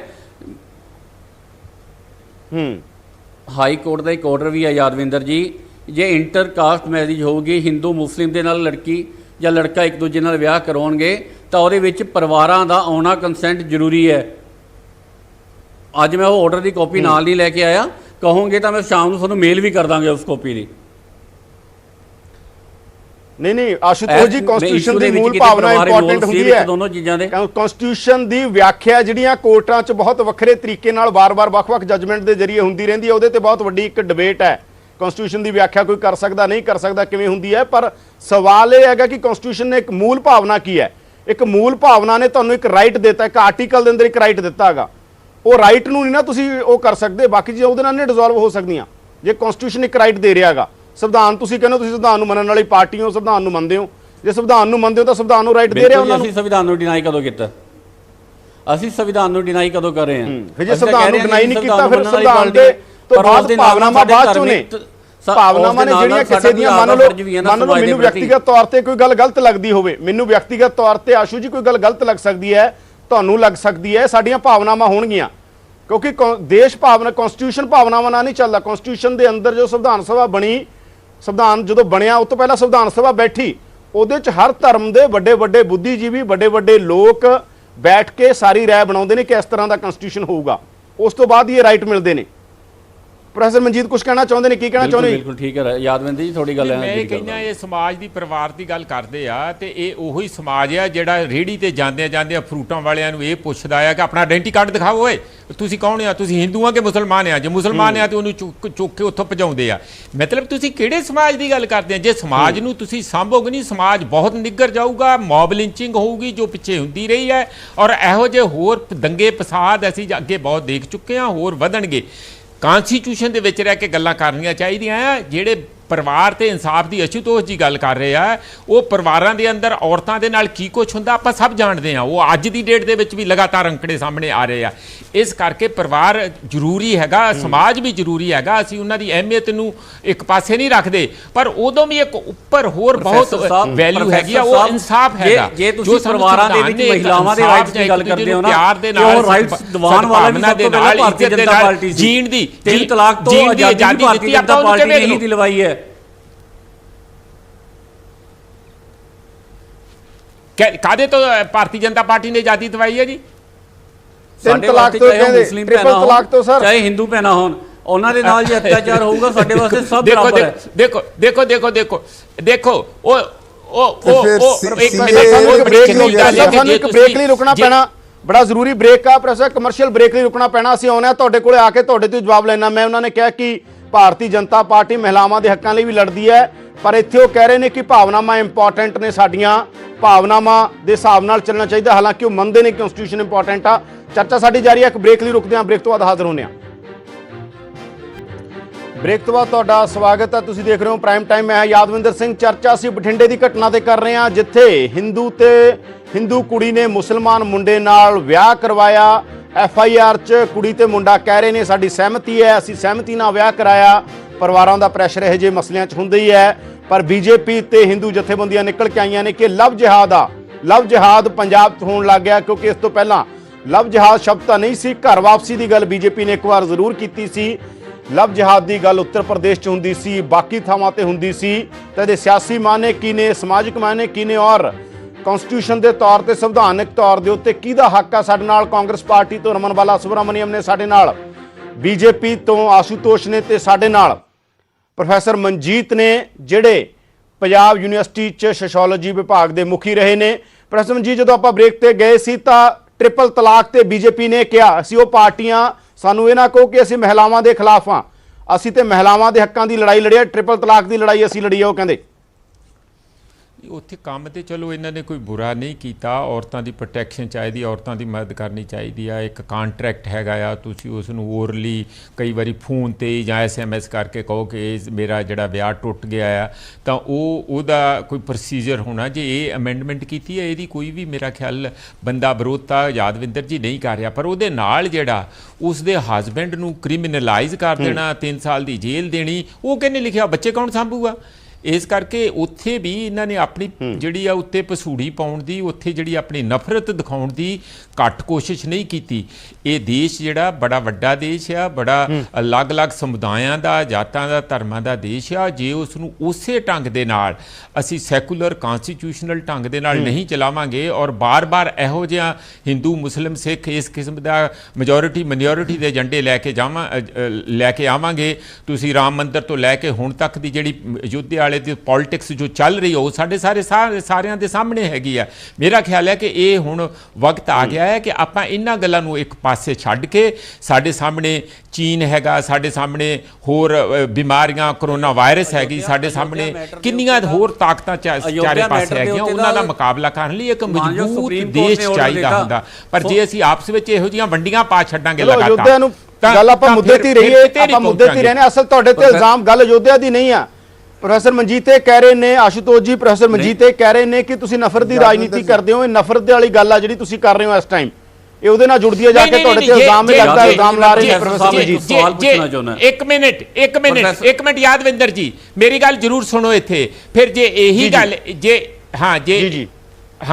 ਇਹੀ ਗੱਲ ਹੈਗੀ ਹੈ, ਜਿਹੜੀ ਇਹ ਗੱਲ ਕਹਿੰਦੇ ਆ ਕਿ ਇਹ ਨਹੀਂ ਹੈਗਾ, ਇਹ ਤੇ ਉਹਨੇ ਝੂਠ ਬੋਲ ਕੇ ਵਿਆਹ ਕਰਾ ਲਿਆ, ਝੂਠ ਬੋਲ ਕੇ ਤੇ ਆਪਣੇ ਧਰਮਾਂ 'ਚ ਵੀ ਕਰਾਉਂਦੇ, ਕਿਉਂ ਨਹੀਂ ਮੋਰਚਾ ਲਾਉਂਦੇ? ਝੂਠ ਜਾਂ ਫਰਾਡ ਜਾਂ ਵਿਆਹ ਜਿਹੜੇ ਆ ਉਹ ਇਕੱਲੇ ਹਿੰਦੂ ਤੇ ਮੁਸਲਮਾਨ ਦੇ ਵਿਚਾਲੇ ਹੁੰਦੇ ਆ, ਉਹ ਸਿੱਖਾਂ ਦੇ ਸਿੱਖਾਂ ਨਾਲ ਵੀ ਹੁੰਦੇ ਆ, ਜੱਟਾਂ ਦੇ ਜੱਟਾਂ ਨਾਲ ਵੀ ਹੁੰਦੇ ਆ। ਕਿੰਨੀਆਂ ਕੁੜੀਆਂ ਛੱਡੀਆਂ ਬਾਹਰ, ਜਿਹੜੇ NRI ਗਏ ਮੁੰਡੇ, ਉਹਨਾਂ ਨੇ ਇੱਥੇ ਛੱਡੀਆਂ ਹੋਈਆਂ, ਰੋਜ਼ ਵਿਚਾਰੀਆਂ ਇੱਟ ਸਿਆਪਾ ਕਰਦੀਆਂ, ਮੁੜ ਕੇ ਲੈ ਕੇ ਨਹੀਂ ਗਏ। ਕਿਉਂ ਨਹੀਂ ਤੁਸੀਂ ਲਾਵੇ ਉੱਥੇ ਜਿਹਾਦ ਕਰਦੇ ਵੀ ਆ ਕੇ? ਇਹ ਪਖੰਡ ਨਾ ਸਾਨੂੰ ਕਰਕੇ ਦੱਸੋ ਤੁਸੀਂ ਕੀ ਚਾਹੁੰਦੇ ਆ। ਇੱਕ ਲਗਾਤਾਰ ਤੁਹਾਡੀ ਧਾਰਮਿਕ ਏਜੰਡੇ ਦੀ ਪੋਲਿਟਿਕਸ ਹੈ, ਦੇਸ਼ ਨੂੰ ਕਮਜ਼ੋਰ ਕਰਨੀ, ਉਹ ਨਹੀਂ ਹੋਣੀ ਚਾਹੀਦੀ, ਉਹ ਤੋਂ ਬਾਅਦ ਆਉਣਾ ਚਾਹੀਦਾ, ਭਾਵੇਂ ਉਹ UP ਹੋਵੇ ਭਾਵੇਂ ਬਿਹਾਰ ਹੋਵੇ। ਕਿਸ ਜਗ੍ਹਾ ਤੋਂ ਤਕਲੀਫ ਹੋ ਰਹੀ ਹੈ ਮੈਂ ਉਹ ਵੀ ਸਮਝ ਰਿਹਾ ਹਾਂ। ਸਭ ਤੋਂ ਵੱਡੀ ਗੱਲ, ਜੇ ਸਾਡੀਆਂ NRI ਭੈਣਾਂ ਦੇ ਨਾਲ, ਜੋ ਸਾਡੀ ਪੰਜਾਬੀ ਭੈਣਾਂ ਦੇ ਨਾਲ NRI ਠੱਗੀ ਕਰਦੇ ਹੈ, ਭਾਰਤੀ ਜਨਤਾ ਪਾਰਟੀ ਉੱਥੇ ਵੀ ਖੜਦੀ ਹੈ। ਦੂਜੀ ਗੱਲ, ਤੁਸੀਂ ਗੱਲ ਕਹੀ ਕਿ 3 ਤਲਾਕ ਦੇ ਵਿੱਚ ਮੁੱਦੇ ਤੇ ਵੀ ਭਾਰਤੀ ਜਨਤਾ ਪਾਰਟੀ ਨੇ ਰਾਜਨੀਤੀ ਕੀਤੀ। ਕਿ ਉਹਦੇ ਹਸਬੈਂਡ ਨੂੰ 3 ਸਾਲ ਦੀ ਕੈਦ ਹੋ ਜਾਏਗੀ, ਬੱਚੇ ਕੌਣ ਪੈਦਾ ਸੰਭਾਲੇਗਾ। ਪ੍ਰੋਫੈਸਰ ਸਾਹਿਬ ਜਦੋਂ 3-3 ਵਿਆਹ ਕਰਾ ਲੈਂਦੇ ਸੀ ਇੱਕ ਵਿਅਕਤੀ, ਉਸ ਟਾਈਮ ਵੀ ਬੱਚੇ ਪਲਦੇ ਸੀ। ਤੇ ਅੱਜ ਤੇ ਇੱਕ ਸੰਵਿਧਾਨਿਕ ਰਾਈਟ ਇੱਕ ਪਾਰਟੀ ਨੇ ਅੱਗੇ ਆ ਕੇ ਆਪਦੇ ਦਿਲ ਵੱਡਾ ਕਰਕੇ ਸਭ ਤੋਂ ਸੰਵਿਧਾਨ ਦੇ ਵਿੱਚ ਮਹਿਲਾਵਾਂ ਨੂੰ, ਮੁਸਲਿਮ ਭੈਣਾਂ ਨੂੰ ਬਰਾਬਰ ਦਾ ਰਾਈਟ ਦਿੱਤਾ, ਤਾਂ ਤੁਹਾਡੇ ਤੋਂ ਉਹ ਵੀ ਨਹੀਂ ਜਰਿਆ ਜਾਂਦਾ। ਨਹੀਂ ਕੌਣ ਕਹਿ ਰਿਹਾ ਬਿਲਕੁਲ ਦੇਣਾ ਚਾਹੀਦਾ, ਪਰ ਤੁਸੀਂ ਉਹਨਾਂ ਦੇ ਹਸਬੈਂਡ ਨੂੰ ਜਿਹੜਾ ਜੇਲ੍ਹ 'ਚ ਸੁੱਟਦੇ ਆ, ਤੁਸੀਂ ਕਹਿੰਦੇ ਕਿ ਉਹਨੂੰ ਕ੍ਰਿਮੀਨਲਾਈਜ਼ ਕਰਨਾ ਆ, ਤਾਂ ਉਹਨਾਂ ਦੇ ਨਿਆਣਿਆਂ ਨੂੰ ਕੌਣ ਸਾਂਭੂਗਾ 3 ਸਾਲ? ਤੁਸੀਂ ਇਹ ਵੀ ਤੇ ਸੋਚੋ, ਤੁਸੀਂ ਇਸ ਤਰੀਕੇ ਨਾਲ ਨਹੀਂ, ਤੁਸੀਂ ਉਸ ਨੂੰ ਇੰਪਰੂਵ ਕਰਨ ਦੀ ਜਗ੍ਹਾ ਕਿਸੇ ਨੂੰ ਪਿਨਲਾਈਜ਼ ਕਰਨ ਦੇ ਤਰੀਕੇ ਨਾਲ ਜਿਹੜਾ ਉਹ ਐਕਟ ਪਾਸ ਕੀਤਾ। ਇੰਜ ਨਹੀਂ ਹੋਣਾ ਚਾਹੀਦਾ। ਮੈਂ ਤਿੰਨ ਵਿਆਹ ਕਰਾਉਂਦਾ ਸੀ ਇੱਕ ਵਿਅਕਤੀ, ਪਿਆਰ ਉਸ ਟਾਈਮ ਵੀ ਉਹ ਬੱਚੇ ਪਾਲਦੇ ਸੀ। ਜਿਹਾਦ ਦੇ ਨਾਂ ਤੇ ਵੰਡਣਾ, ਉਂਝ ਵੰਡੋ, ਨਫ਼ਰਤ ਨਾ ਵੰਡੋ। ਸੰਵਿਧਾਨ ਅਸੀਂ ਨਾ ਤਾਂ ਨਫ਼ਰਤ ਦੀ ਰਾਜਨੀਤੀ ਅਸੀਂ ਅੱਜ ਤੱਕ ਕਦੇ ਕੀਤੀ ਹੈ, ਨਾ ਕਦੇ ਕਰਨੀ ਹੈ। ਸਾਡੇ ਵਾਸਤੇ ਸਾਡੀ ਪਾਰਟੀ ਦਾ ਹੈ ਸਭ ਤੋਂ ਪਹਿਲਾਂ ਦੇਸ਼, ਫਿਰ ਪਾਰਟੀ, ਫਿਰ ਸੈਲਫ। ਸਾਨੂੰ ਭਾਰਤ ਸਭ ਤੋਂ ਪਹਿਲਾਂ, ਉਸ ਤੋਂ ਬਾਅਦ ਕੁਝ ਹੋਰ ਹੈ। ਤੇ ਭਾਰਤ ਦੇ ਵਿੱਚ ਰਹਿੰਦਾ ਹੋਇਆ ਕੋਈ ਵੀ ਸ਼ਖਸ, ਚਾਹੇ ਉਹ ਹਿੰਦੂ ਹੈ, ਚਾਹੇ ਸਿੱਖ, ਚਾਹੇ ਈਸਾਈ, ਚਾਹੇ ਮੁਸਲਮਾਨ, ਉਹ ਸਾਡੇ ਸਭ ਭੈਣ ਭਾਈ ਹੈ। ਪਰ ਅਸੀਂ ਇੱਕ ਗੁੰਮਰਾਹ ਦੀ ਰਾਜਨੀਤੀ ਕਦੇ ਨਹੀਂ ਕਿਸੇ ਨੂੰ ਕਰਨ ਦੇਵਾਂਗੇ, ਗੁੰਮਰਾਹ ਕਿਸੇ ਨੂੰ ਹੋਣ ਨਹੀਂ ਦੇਵਾਂਗੇ। ਯਾਦਵਿੰਦਰ ਜੀ, ਜਦੋਂ ਇਹ ਅਸਲ ਚ ਮੈਂ ਤੁਹਾਡੇ ਤੋਂ ਅਸ਼ਤੋਜ ਜੀ ਪੁੱਛਣਾ ਚਾਹੁੰਦਾ, ਜਦੋਂ ਇਹ ਕੁੜੀ ਪ੍ਰੋਫੈਸਰ ਸਾਹਿਬ ਮੈਂ ਆ ਗਿਆ, ਪ੍ਰੋਫੈਸਰ ਸਾਹਿਬ ਗੱਲ ਹੋਰ ਪਾਸੇ ਨੂੰ ਚਲੀ ਜਾਊਗੀ ਜਿਹੜੀ ਆਪਾਂ ਮੁੱਦੇ ਤੇ ਰਹੀਏ, ਬਾਕੀ ਬਹੁਤ ਲਾਰਜਰ ਪਰਸਪੈਕਟਿਵ 'ਚ ਗੱਲ ਹੋ ਸਕਦੀ ਹੈ। ਰਮਨ ਜੀ ਮੈਂ ਇੱਕ ਆਸ਼ੂਤੋਸ਼ ਜੀ ਨੂੰ ਬਸ ਇੱਕ ਸਵਾਲ ਕਰਦਾ, ਉਸ ਤੋਂ ਬਾਅਦ ਤੁਹਾਡੇ ਕੋਲ ਆਉਣਾ। ਆਸ਼ੂਤੋਸ਼ ਜੀ, ਇਸ ਕੁੜੀ ਦੇ ਨਾਲ ਡਾਇਰੈਕਟ ਗੱਲਬਾਤ ਹੋਈ ਤੁਹਾਡੀ ਜਥੇਬੰਦੀ ਦੀ, ਬੀਜੇਪੀ ਦੀ, ਕਿਸੇ ਹਿੰਦੂ ਜਥੇਬੰਦੀ ਦੀ ਡਾਇਰੈਕਟ ਗੱਲ ਹੋਈ ਹੈ ਇਸ ਕੁੜੀ ਦੇ ਨਾਲ? ਜਦੋਂ ਤੁਸੀਂ ਕਹੇ ਕਿ ਆ ਗਏ ਉਹ ਘਰ, ਉਸ ਤੋਂ ਬਾਅਦ ਤੁਹਾਨੂੰ ਇਹਨੇ ਕਿਹਾ ਕਿ ਹਾਂ ਮੇਰੇ ਨਾਲ ਧੱਕਾ ਹੋ ਗਿਆ? ਯਾਦਵਿੰਦਰ ਜੀ, ਇਹਦੇ ਵਿੱਚ ਮੈਂ ਹੁਣ ਗੱਲ ਦੱਸਦਾ। 14 ਤਰੀਕ ਤੋਂ ਲੜਕੀ ਗਾਇਬ ਸੀ। ਕੱਲ ਉਸ ਤੋਂ ਬਾਅਦ ਇੱਕ ਉਹਦੇ ਪੇਰੈਂਟਸ ਨੂੰ ਪਤਾ ਚੱਲਿਆ ਕਿਸੇ ਮਾਧਿਅਮ ਦੇ ਥਰੂ ਕਿ ਉਹ ਜਿਸ ਜਗ੍ਹਾ ਦੇ ਉੱਤੇ ਲੜਕੇ ਦਾ ਘਰ ਹੈ, ਉਸ ਦੇ ਘਰ ਦੇ ਵਿੱਚ ਲੜਕਾ ਲੜਕੀ ਦੋਨੋਂ ਆ ਗਏ ਨੇ। ਪਿੱਛੇ ਜੇ ਸੁਬਰਮਨੀਅਮ ਜੀ ਨੇ ਤੇ ਪ੍ਰੋਫੈਸਰ ਸਾਹਿਬ ਨੇ ਤਾਂ ਕਿਹਾ ਸੀਗਾ ਕਿ ਉੱਥੇ ਸੁਖਪਾਲ ਸਿੰਘ ਸਰਾਂ ਆਪਦੇ ਬੰਦੇ ਲੈ ਕੇ ਚਲਿਆ ਗਿਆ, ਉੱਥੇ ਇੱਟਾਂ ਪੱਥਰ ਮਾਰਨ ਲੱਗ ਗਿਆ। ਉਹ ਜਮਾਂ ਗਲਤ ਹੈ। ਜਿਸ ਟਾਈਮ ਉਹ ਘਟਨਾ ਹੋਈ, ਲੜਕੀ ਦੀ ਮਾਂ ਤੇ ਲੜਕੀ ਦਾ ਪਿਤਾ ਤੇ ਉਹਦਾ ਬ੍ਰਦਰ, ਤਿੰਨੋਂ ਜਾਣੇ, ਸਿਰਫ ਕੇਵਲ 3 ਜਾਣੇ ਗਏ ਸੀ ਲੜਕੀ ਨੂੰ ਮਿਲਣ ਵਾਸਤੇ। ਉਹਨਾਂ ਦੇ ਉੱਤੇ ਹਮਲਾ ਹੋਇਆ, ਉੱਥੇ ਇੱਟਾਂ ਦੇ ਨਾਲ, ਪੱਥਰਾਂ ਦੇ ਨਾਲ ਉਹਨਾਂ ਦੀ ਕਾਰ ਭੰਨੀ ਗਈ। ਉਲਟਾ ਜਦੋਂ ਅਸੀਂ ਇਹ ਕਹਿ ਰਹੇ ਹਾਂ ਜਦੋਂ ਲੜਕੀ ਆ ਗਈ ਸੀ, ਤੁਸੀਂ ਕਨਫਰਮੇਸ਼ਨ ਤਾਂ ਕਰ ਲੈਣੀ ਸੀ ਨਾ, ਤੁਸੀਂ ਐਡੀ ਵੱਡੀ ਤੁਹਾਡੀ ਜਥੇਬੰਦੀ ਹੈ, ਤੁਸੀਂ ਕਨਫਰਮੇਸ਼ਨ ਕਰ ਲੈਣੀ ਸੀ ਕਿ ਵਾਕਈ ਕੁੜੀ ਵਿਰੋਧ ਹੈ। ਜੇ ਕੁੜੀ ਵਿਰੋਧ FIR 'ਚ ਕੁੜੀ ਨਹੀਂ ਕਹਿ ਰਹੀ ਹੈ, ਗੱਲ ਤਾਂ ਕੰਪਲੀਟ ਕਰ ਲੈਣ ਦਿਓ ਜੀ, ਮੈਨੂੰ ਗੱਲ ਤਾਂ ਕੰਪਲੀਟ ਕਰ ਲੈਣ ਦਿਓ ਜੀ। ਤੁਸੀਂ ਮੈਨੂੰ ਮੇਰੀ ਗੱਲ ਕੰਪਲੀਟ ਕਰਨ ਦਿਓ। ਉਸ ਤੋਂ ਬਾਅਦ ਅਸੰਵਿਧਾਨਿਕ ਤੌਰ ਦੇ ਉੱਤੇ ਜਿਸ ਟਾਈਮ ਇਹ ਘਟਨਾ ਹੋਈ ਸੀ, ਉਸ ਟਾਈਮ ਸੁਖਪਾਲ ਸਿੰਘ ਸਰਾਂ ਜੀ ਉਸ ਘਟਨਾ ਸਥਲ ਤੋਂ 5 ਕਿਲੋਮੀਟਰ ਦੂਰ ਸੀ, ਉਹ ਨੇੜੇ ਤੇੜੇ ਵੀ ਨਹੀਂ ਸੀ ਉਸਦੇ। ਫਿਰ ਵੀ ਉਹਨਾਂ ਦਾ ਨਾਮ ਇਨਵੋਲਵ ਕੀਤਾ ਗਿਆ। ਸਵੇਰ 6 ਵਜੇ ਜਿਸ ਤਰੀਕੇ ਦੇ ਨਾਲ ਕਿਸੇ ਕ੍ਰਿਮੀਨਲ, ਇੱਕ ਵੱਡੇ ਕ੍ਰਿਮੀਨਲ ਨੂੰ ਚੱਕਿਆ ਜਾਂਦਾ ਹੈ, ਘਰ ਦਾ ਘਿਰਾਵ ਕਰਕੇ ਉਹਨਾਂ ਨੂੰ ਅਰੈਸਟ ਕੀਤਾ ਗਿਆ। ਮੈਂ ਇੱਥੇ ਕਿਤੇ ਨਾ ਕਿਤੇ ਪੁਲਿਸ ਦੀ ਮਨਸ਼ਾ ਦੇ ਵਿੱਚ ਵੀ ਸਵਾਲ ਖੜਾ ਕਰਦਾ ਕਿ ਕਿਸ ਮਨਸ਼ਾ ਦੇ ਨਾਲ, ਕਿਉਂਕਿ ਨਾ ਇਨਵੈਸਟੀਗੇਸ਼ਨ ਕੀਤੀ ਗਈ। ਸੁਖਪਾਲ ਸਿੰਘ ਸਰਾਂ ਬਠਿੰਡਾ ਦੀ ਰਾਜਨੀਤੀ ਦੇ ਵਿੱਚ, ਬਠਿੰਡੇ ਦੀ ਸਮਾਜਿਕ ਤੇ ਬਠਿੰਡਾ ਦੀ ਧਾਰਮਿਕ ਇੱਕ ਮੰਨੀ ਪ੍ਰਮੰਨੀ ਹਸਤੀ ਹੈ। ਉਹਨਾਂ ਦੇ ਬਾਰੇ ਇੱਕ ਕੇਸ ਰਜਿਸਟਰ ਕਰਨਾ ਤੇ ਉਹਨਾਂ ਦੀ ਗ੍ਰਿਫਤਾਰੀ ਕਰਨ ਤੋਂ ਪਹਿਲਾਂ ਇੱਕ ਸਿੰਗਲ ਇਨਵੈਸਟੀਗੇਸ਼ਨ ਵੀ ਨਾ ਬਠਿੰਡਾ ਪੁਲਿਸ ਵੱਲੋਂ ਕੀਤੀ ਗਈ ਤੇ ਨਾ ਕਰਨ ਦੀ ਜੋਖਿਮ ਕੀਤਾ ਗਿਆ ਉਹਨਾਂ ਵੱਲੋਂ। ਰਮਨ ਜੀ, ਤੁਸੀਂ ਕੁਝ ਕਹਿਣਾ ਚਾਹੁੰਦੇ ਸੀ, ਕੀ ਕਹਿਣਾ ਚਾਹੁੰਦੇ ਹੋ? ਪਹਿਲੀ ਗੱਲ, ਜਿਹੜੇ ਆਸ਼ੂਤੋਸ਼ ਜੀ ਕਹਿ ਰਹੇ ਨੇ ਕਿ ਵੀ ਉਹ, ਕਿਉਂਕਿ ਇਹਦੇ 'ਚ 120B ਵੀ ਲੱਗੀ ਹੈ ਜਿਹਦੇ ਵਿੱਚ ਤੁਸੀਂ ਸਾਜ਼ਿਸ਼ ਦਾ ਹਿੱਸਾ ਹੋ ਸਕਦੇ ਹੋ, ਸੋ ਇਨਵੈਸਟੀਗੇਸ਼ਨਸ ਦੇ ਵਿੱਚ ਗੱਲ ਸਾਰੀ ਸਾਹਮਣੇ ਆ ਜਾਏਗੀ। ਮੈਂ ਯਾਦਵਿੰਦਰ ਜੀ, ਮੈਂ ਪ੍ਰੋਫੈਸਰ ਮਨਜੀਤ ਜੀ ਨੇ ਜਿਵੇਂ ਕਿਹਾ, ਮੈਂ ਇੱਕ ਨਾ ਥੋੜਾ ਜਿਹਾ ਹੈਗਾ ਤਾਂ ਕੀ ਕਹਿੰਦੇ ਆ ਐਕੈਡੈਮਿਕ ਇਸ਼ੂ ਹੈਗਾ ਵਾ। ਹਿੰਦੁਸਤਾਨ ਦੀ ਜਿਹੜੀ ਰਾਜਨੀਤੀ ਹੈ ਨਾ, ਉਹ 3 ਫਾਲਟ ਲਾਈਨਸ ਤੇ ਚੱਲੀ ਹੈ: caste fault line, class fault line ਤੇ ਰਿਲੀਜੀਅਸ ਫਾਲਟ ਲਾਈਨ। ਇਹ ਬੀਜੇਪੀ ਔਰ RSS ਦੇ ਐਡਵੈਂਟ ਤੋਂ ਪਹਿਲਾਂ ਨਾ, ਚਾਹੇ ਜਿਹੜੀ ਮਰਜ਼ੀ ਪਾਰਟੀ ਸੀਗੀ, ਚਾਹੇ ਉਹ ਜਨਤਾ ਦਲ ਸੀ, ਚਾਹੇ ਜਿਹੜੀ ਮਰਜ਼ੀ ਕਾਂਗਰਸ ਸੀ, ਉਹਨਾਂ ਨੇ ਕਲਾਸ ਤੇ ਕਾਸਟ ਫਾਲਟ ਲਾਈਨਸ ਨੂੰ ਤਾਂ ਪ੍ਰੈਸ ਕਰਕੇ ਆਪਣੀ ਪੋਲਿਟਿਕਸ ਜ਼ਰੂਰ ਕੀਤੀ, ਪਰ ਰਿਲੀਜੀਅਸ ਫਾਲਟ ਲਾਈਨ ਨੂੰ ਉਹਨਾਂ ਨੇ ਹੱਥ ਨਹੀਂ ਲਾਇਆ, ਕਿਉਂਕਿ ਸਾਡੀ ਇੰਨੀ ਡਾਇਵਰਸਿਟੀ ਹੈ ਔਰ ਇੰਨੀ ਐਂਟਾਗਨਿਜ਼ਮ ਹੈ ਵਿਦਨ ਰਿਲੀਜਨਸ ਦੇ ਵਿੱਚ, ਕਈ ਵਾਰੀ ਇਨਟੋਲਰੈਂਸ ਇੰਨੀ ਜ਼ਿਆਦਾ ਹੈ। ਪਰ ਇਹ ਪਹਿਲੇ ਇਹੋ ਜਿਹੇ ਬੰਦੇ ਸੀ ਕਿ ਜਿਨ੍ਹਾਂ ਨੇ ਇਸ ਨੂੰ ਇਸ ਤੇ ਦੱਬਿਆ ਔਰ ਇਹਦੇ ਡਿਵੀਡੈਂਡ ਇਹਨਾਂ ਨੇ ਜਿਹੜੀ ਯੋਧਿਆ ਯਾਤਰਾ ਹੈ ਉਹ ਬੇਸਿਕਲੀ ਉਸ ਚੈਪਟਰ ਦਾ ਜਿਹੜਾ ਜਿਹਨੂੰ ਕਹੀ ਕਿ ਇਸ ਐਕਸਪੈਰੀਮੈਂਟ ਦਾ ਫਸਟ ਜਿਹੜਾ ਪਾਰਟ ਹੈਗਾ ਵਾ। ਉਸ ਤੋਂ ਬਾਅਦ ਬੜੇ ਐਕਸਪੈਰੀਮੈਂਟ ਇਹਨਾਂ ਨੇ ਕੀਤੇ ਆ। ਅਡਵਾਨੀ ਸਾਹਿਬ ਫੇਲ ਹੋ ਗਏ, ਲੋਕਾਂ ਨੇ ਲਗਾਤਾਰ ਕਿਉਂਕਿ ਰਿਲੀਜਨ ਨੂੰ ਰਿਜੈਕਟ ਕੀਤਾ।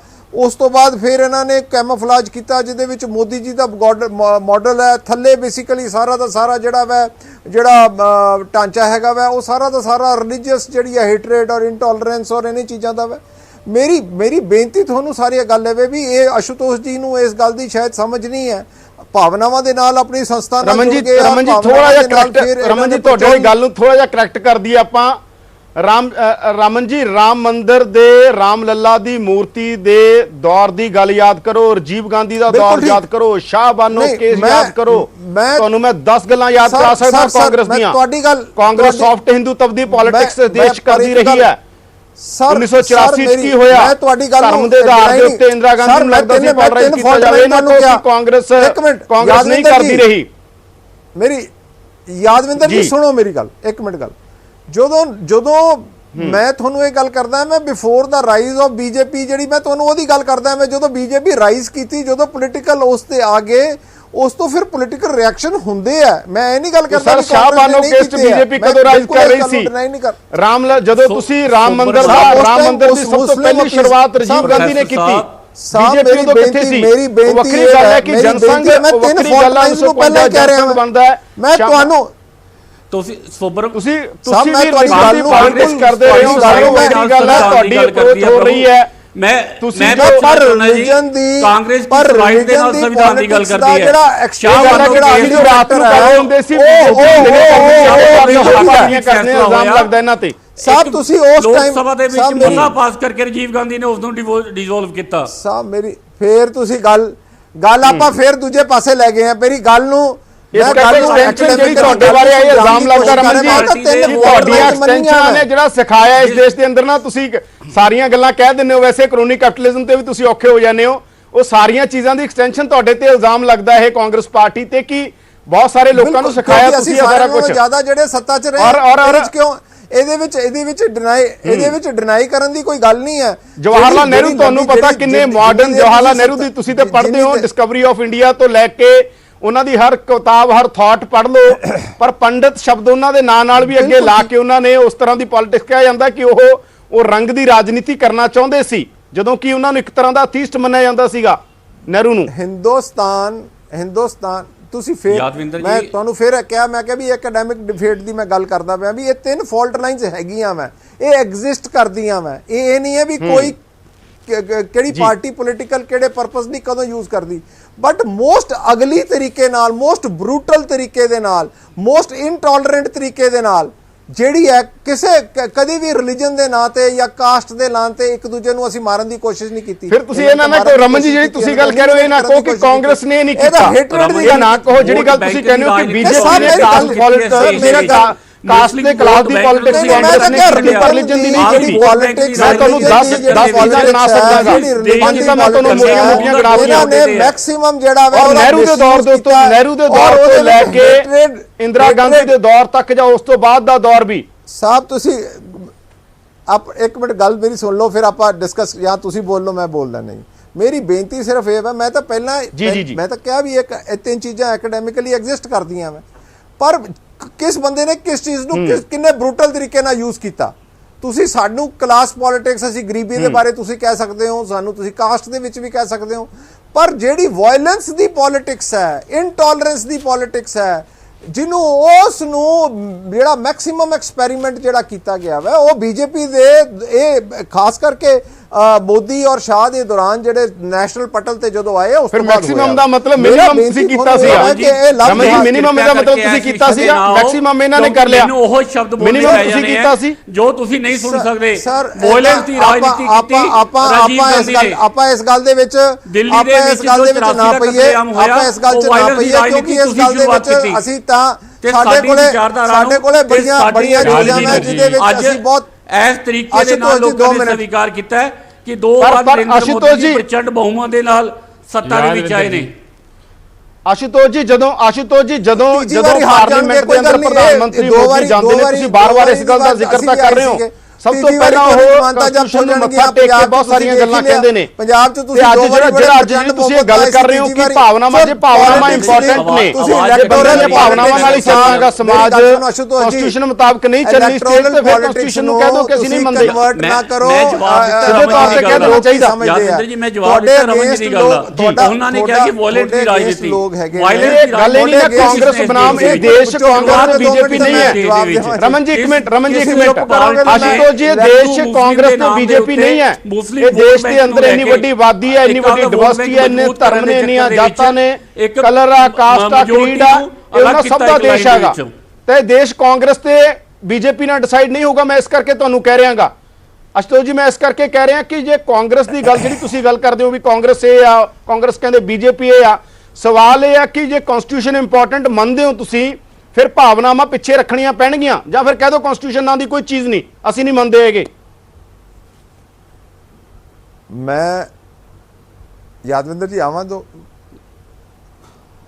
ਹੈਲੋ ਤਾਂ ਮੈਂ ਯਾਦਵਿੰਦਰ ਜੀ, ਮੈਂ ਪ੍ਰੋਫੈਸਰ ਮਨਜੀਤ ਤੋਂ ਲਾਸਟ ਕਮੈਂਟ ਲੈਣਾ ਚਾਹੁੰਦਾ। ਪ੍ਰੋਫੈਸਰ ਸਾਹਿਬ ਤੁਸੀਂ ਕੀ ਕਹਿਣਾ ਚਾਹੁੰਦੇ ਹੋ? ਕੁਝ ਕਹਿਣਾ ਚਾਹੁੰਦੇ ਤੁਸੀਂ?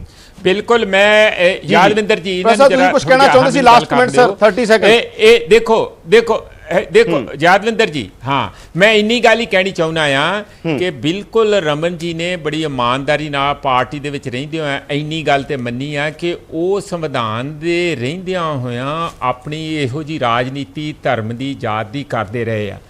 ਇਹ ਤੁਸੀਂ ਇੱਕ ਗੱਲ ਇਹਦੇ ਨਾਲ ਵੱਡਾ ਪ੍ਰੂਫ ਕੀ ਹੋ ਸਕਦਾ ਕਿ ਦੇਸ਼ ਦੇ ਜਦੋਂ ਟੁਕੜੇ ਹੋਏ ਆ ਤੇ ਕਿਹਦੇ ਨਾਂ ਤੇ ਹੋਏ ਆ? ਕੋਈ ਨੈਸ਼ਨੈਲਿਟੀ ਥੋੜੀਆਂ ਸੀਗੀਆਂ। ਹਿੰਦੂ ਔਰ ਮੁਸਲਮਾਨ ਪਾਕਿਸਤਾਨ ਹਿੰਦੂ ਕਿਵੇਂ ਬਣਿਆ ਆ? ਉਹ ਧਰਮ ਦੇ ਨਾਂ ਤੇ ਬਣਿਆ। ਇਹਦਾ ਮਤਲਬ ਕਿਤੇ ਨਾ ਕਿਤੇ ਉਹ ਰਾਜਨੀਤੀ ਹੋਈ ਹੈ। ਇਸ ਕਰਕੇ ਇਹਦੇ ਤੋਂ ਕਾਂਗਰਸ ਆਪਣੇ ਧਰਮ ਦੀ ਰਾਜਨੀਤੀ ਤੋਂ ਹੱਥ ਨਹੀਂ ਧੋ ਸਕਦੀ।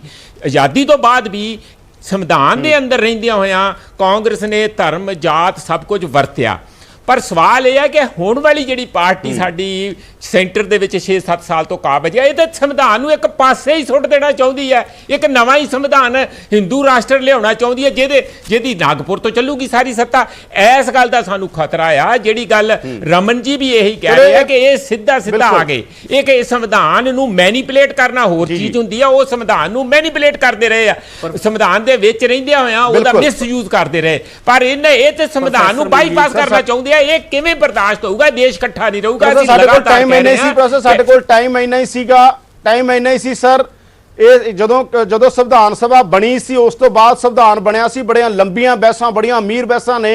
ਜਦੋਂ ਆਪਾਂ ਪੜ੍ਹਦੇ ਹਾਂ ਤਾਂ ਦੇਖਦੇ ਹਾਂ ਕਿ ਕਿੰਨਾ ਰਿਚ ਸਾਡੀ ਪੋਲੀਟੀਕਲ ਕਲਾਸ ਸੀ। ਹੋਣ ਵਾਲੀ ਪੋਲੀਟੀਕਲ ਕਲਾਸ ਤੇ ਦੇਖ ਕੇ ਲੱਗਦਾ ਕਿ ਇੰਨੀ ਰਿਚ ਪੋਲੀਟੀਕਲ ਕਲਾਸ ਵੀ ਸਾਡੇ ਕੋਲੇ, ਜਿਨੇ ਜਦੋਂ ਸੰਵਿਧਾਨ ਬਣਾਇਆ ਤਾਂ ਇੰਨੀਆਂ ਅਮੀਰ ਬਹਿਸਾਂ ਕੀਤੀਆਂ, ਤੇ ਉਹ ਸੰਵਿਧਾਨ ਕਰਕੇ ਹੀ ਅੱਜ ਤੱਕ ਦੇਸ਼ ਚੱਲਦਾ ਰਿਹਾ ਹੈ। ਤੇ ਸੰਵਿਧਾਨ ਨਾਲ ਹੀ ਦੇਸ਼ ਚੱਲਣਾ ਚਾਹੀਦਾ। ਪ੍ਰੋਫੈਸਰ ਜਿਵੇਂ ਤੁਸੀਂ ਕਹਿ ਰਹੇ ਸੀ ਟੂ ਨੇਸ਼ਨ ਥਿਊਰੀ, ਉਹ ਦੌਰ ਦੇ ਅੰਦਰ ਵੀ ਜਦੋਂ ਤੁਸੀਂ ਕਹਿ ਰਹੇ ਹੋ ਦੇਸ਼ ਦੀ ਵੰਡ ਹੁੰਦੀ ਆ ਤਾਂ ਟੂ ਨੇਸ਼ਨ ਥਿਊਰੀ ਕਿਵੇਂ ਆਉਂਦੀ ਹੈ ਔਰ ਕਿਸ ਤਰ੍ਹਾਂ ਦੀ ਪੋਲਿਟਿਕਸ ਦੇ ਵਿੱਚ ਖੜੀ ਹੁੰਦੀ ਹੈ। ਉਦੋਂ ਵੀ ultra right, ultra left, centre left, ਬਹੁਤ ਸਾਰੀਆਂ ਚੀਜ਼ਾਂ ਸੀਗੀਆਂ। ਸੈਂਟਰ ਤੇ ਰਾਈਟ ਦੀ ਰਾਜਨੀਤੀ ਚੱਲਦੀ ਸੀਗੀ। ਪਰ ਸਭ ਤੋਂ ਵੱਡੀ ਗੱਲ ਹੈ ਪਾਰਟੀਆਂ ਆਉਣਗੀਆਂ ਜਾਣਗੀਆਂ, ਦੇਸ਼ 'ਚ ਲੈਫਟ ਰਾਈਟ ਰਹੇਗਾ, ਪਰ ਸਭ ਤੋਂ ਜ਼ਰੂਰੀ ਚੀਜ਼ ਆ ਸੰਵਿਧਾਨ। ਤੇ ਸੰਵਿਧਾਨ ਦੇ ਮੁਤਾਬਕ ਹੀ ਜੇ ਮੁੰਡਾ ਕੁੜੀ ਸੰਵਿਧਾਨ ਮੁਤਾਬਕ ਆਪਣੀ ਚੀਜ਼ ਤੈਅ ਕਰ ਰਹੇ ਨੇ, ਔਰ ਜੇ ਇਹ ਆਪਣੇ ਮੁਤਾਬਕ ਚੀਜ਼ਾਂ ਤੈਅ ਕਰਨੇ, ਸੰਵਿਧਾਨ ਇਹਨਾਂ ਨੂੰ ਆਜ਼ਾਦੀ ਦਿੰਦਾ ਹੈ ਕਿ ਉਹ ਕਰਨ। ਤੇ ਸੰਵਿਧਾਨ ਨੂੰ ਬੀਜੇਪੀ ਕਹਿੰਦੀ ਹੈ ਅਸੀਂ ਮੰਨਦੇ ਹਾਂ, ਤਾਂ ਸੰਵਿਧਾਨ ਮੁਤਾਬਕ ਹੀ ਚੀਜ਼ਾਂ ਚੱਲਣੀਆਂ ਚਾਹੀਦੀਆਂ। ਤੁਸੀਂ ਦੇਖ ਰਹੇ ਸੀ ਪ੍ਰਾਈਮ ਟਾਈਮ। ਅੱਗੇ ਦੇਖੋ ਦੇਸ਼ ਦੁਨੀਆ ਦੀਆਂ ਵੱਡੀਆਂ ਖਬਰਾਂ।